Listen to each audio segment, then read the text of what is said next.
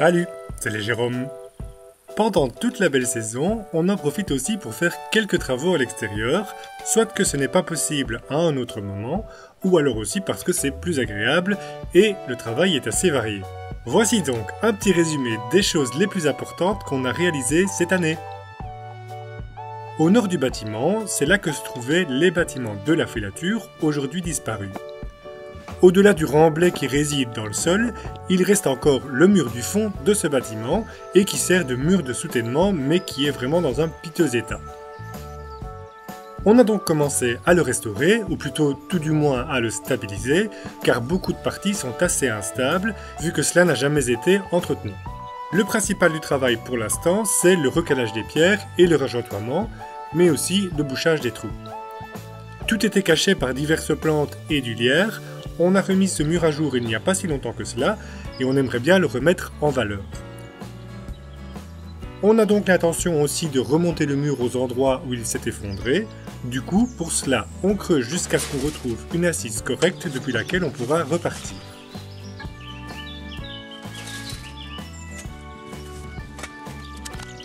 La terre est tamisée, et puis les gravats plus fins pourront servir dans la préparation d'un béton chaud, et par la suite faire un béton cyclopéen.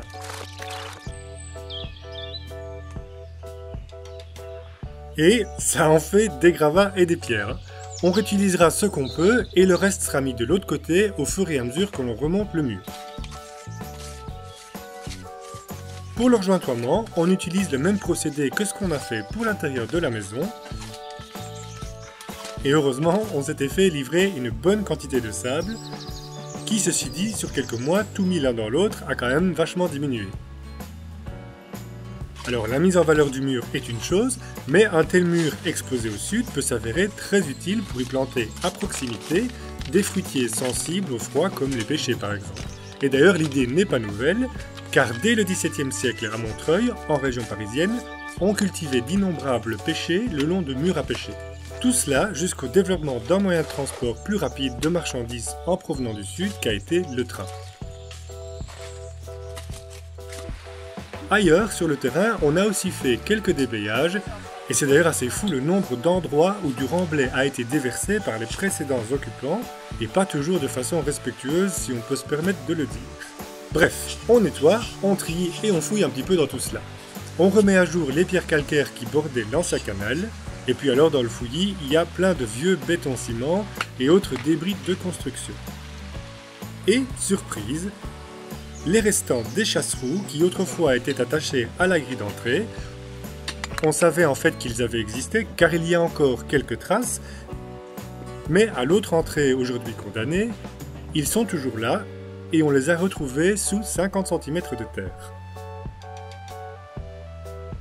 Et le bas de la grille a vraiment été rongé par l'acidité du sol et la rouille avec les années.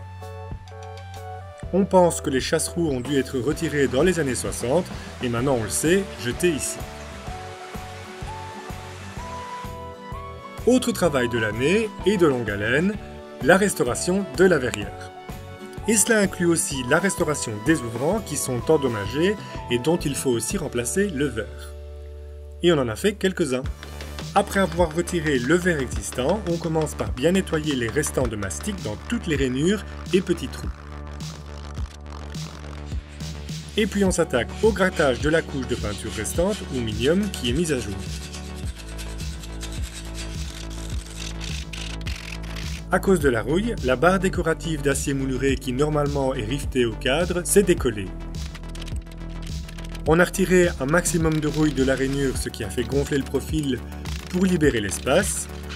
Et puis après cela, l'acier est remis du mieux que l'on peut pour limiter la déformation.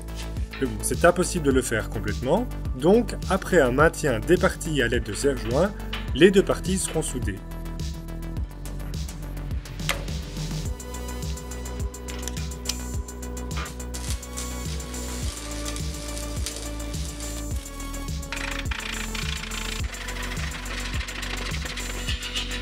Sur l'autre moitié du cadre, on gratte aussi de la même manière, et puis idem sur les pommelles. Et en fait, sous toutes ces couches de crasse appliquées par-dessus, une fois polies, ces charnières en laiton sont assez jolies. Et en grattant tout cela, on est tombé sur une inscription. Châtillon SS, qui, on le suppose, correspond à Châtillon-sur-Seine, un village où il y avait plusieurs forges à l'époque. Et voilà donc qu'on apprend où a certainement dû être fabriquée la verrière. Pour la finition des ouvrants, le métal est peint, et, pour ne pas faire simple, le côté extérieur d'une couleur différente que le côté intérieur.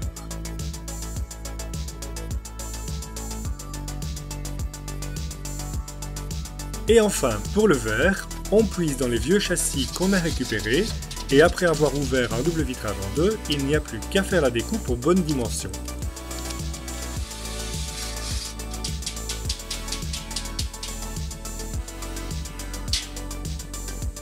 Toujours à propos des ouvrants de la verrière, les crémones ont été remplacés par un modèle plus récent, assez moche à notre goût et pas toujours bien placé. Enfin, pas selon les règles de l'art. Toute la Gaule est occupée par les Romains. Toute? Non. Car il y en a une irréductible qui résiste à l'envahisseur. En effet, il en reste encore une seule, originale, pas complète, mais en puisant à différents endroits, il y a moyen de reconstituer un exemplaire de chaque pièce. Du coup, on les a démontés. Ce n'était pas toujours facile, alors merci les tournevis à percussion qui aident grandement à cette tâche.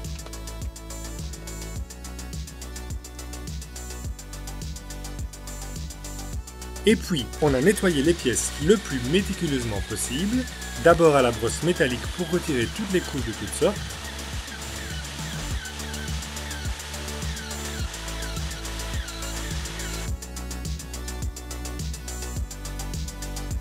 et puis elles sont polies.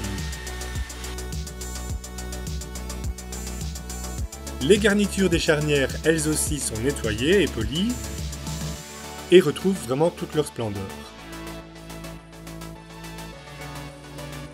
Certaines pièces ont quand même été pas mal attaquées par la rouille, mais bon, cela a toujours du charme. On aimerait faire reproduire ces pièces en fonte pour pouvoir remettre le style original en place sur tous les ouvrants. On est donc en contact avec des fonderies, mais on a vraiment du mal à obtenir un devis, ça n'a pas l'air simple, ou alors peut-être que le travail n'est pas assez intéressant. Enfin, on espère que cela sera possible.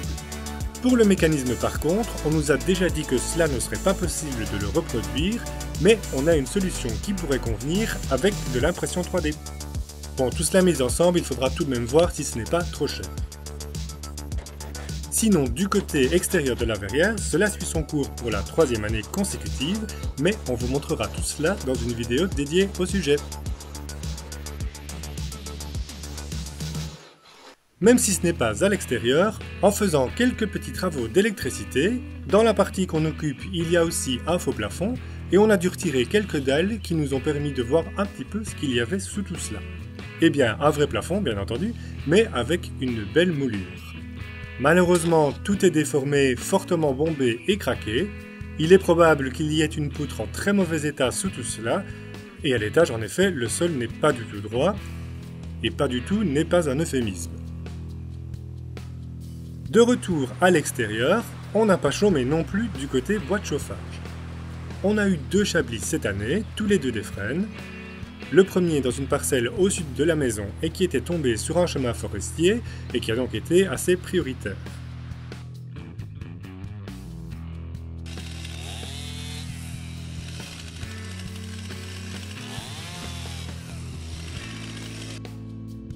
C'était un fameux morceau. On l'a découpé sur place en rondins, et puis on les a fait rouler jusqu'au bas du fossé. Par chance, c'était juste devant le pont qu'on avait construit, on a donc pu les faire rouler jusque de l'autre côté assez facilement. Et puis, eh bien après, c'est pas tout ça, il faut encore les fendre et les ranger.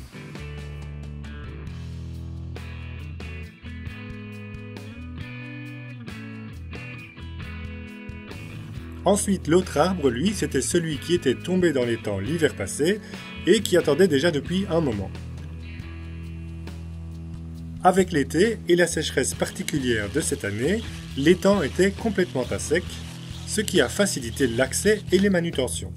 On coupe des rondins de 40 cm, ce qui est une bonne taille de bûche pour le rangement sur les palettes et puis qui convient aussi à notre poêle. Cela reste quand même encore pas mal de boulot, car après la coupe des billots, eh bien, il faut les débarder, et ce coup-ci, il faut remonter hors de l'étang.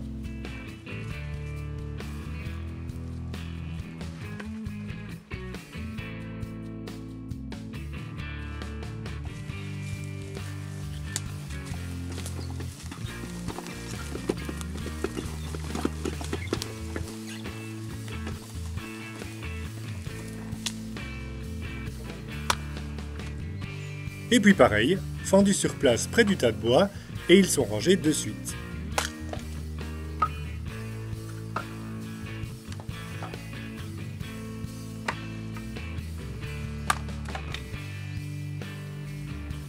Quand le tas est terminé, on rajoute des grosses branches dans le sens de la longueur du tas pour créer une pente des deux côtés sur la bâche, afin que l'eau ne puisse pas s'accumuler sur le tas.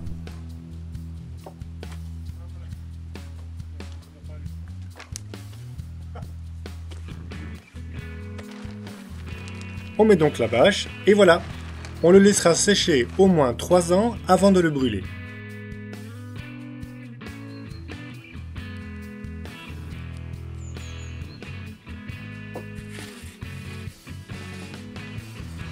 Et jusqu'ici, on est complètement autonome en bois de chauffage et on a pu constituer assez de stock au fil du temps pour avoir un roulement suffisant et toujours avoir du bois bien sec.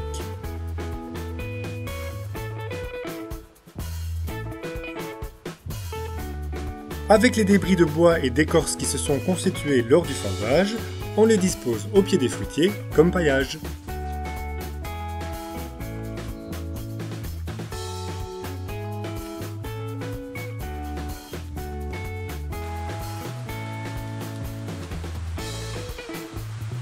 Tout au début de cet automne, voyant les pluies revenir, on a aussi rapidement refait la vanne de l'étang car elle était vraiment en piteux état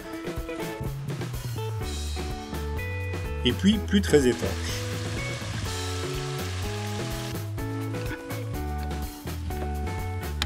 Bon, c'est une solution de fortune et de toute façon on doit encore réfléchir à ces installations, mais pour l'instant on a d'autres priorités. Et enfin, en ce milieu d'automne, on a préparé les trous de plantation des arbres qu'on plantera cette année. Et comme toujours dans ces moments-là chez nous, et particulièrement de ce côté, petite surprise, sous une bonne couche de remblai de gravats, on est retombé sur le sol d'un ancien bâtiment de la filature, apparemment fait de briques. Pour que l'arbre puisse s'enraciner, il nous a fallu le percer, et l'air de rien, c'est du solide. Il y a une assez bonne épaisseur, les briques, une couche de chaux, puis de sable jaune, de pierres avec ce même sable, et enfin de plus grosses pierres avant de retrouver le sol. Mais toujours pas de petites cassettes avec des louis d'or. Et voilà pour ce tour explicatif des quelques travaux variés que l'on a fait cette année. Merci d'avoir suivi cette vidéo. Comme toujours, laissez un petit mot ou partagez-la avec d'autres si cela vous a plu. Portez-vous bien et à bientôt.